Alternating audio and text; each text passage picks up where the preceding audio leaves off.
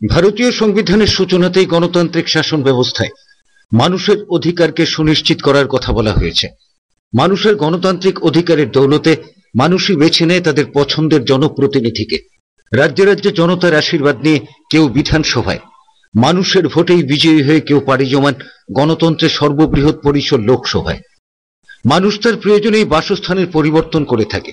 সেই প্রশ্নে রাজ্যের মানুষের স্বপ্ন পূরণের জনপ্রতিনিধিরা যে নতুন আবাসনে নতুন স্বপ্নের বার্তালাপ করবেন, সেই নতুন বিধানসভায় প্রবেশের আদেশ জারি হয়ে গেছে।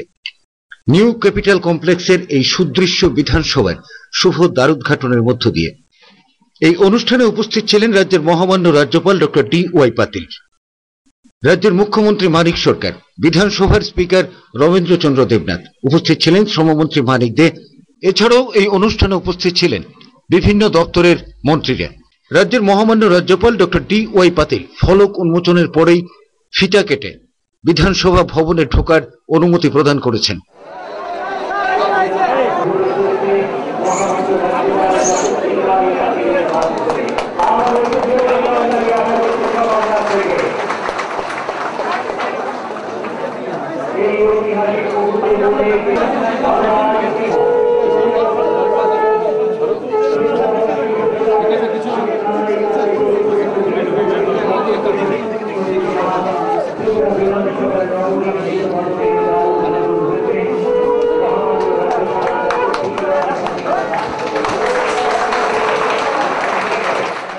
রাজ্যের মহামান্য রাজ্যপাল ডক্টর DY পাতিল, রাজ্যের মুখ্যমন্ত্রী মানিক সরকার সহ অন্যান্যরা গোটা বিধানসভা ভবন চত্বর ঘুরে দেখেছেন।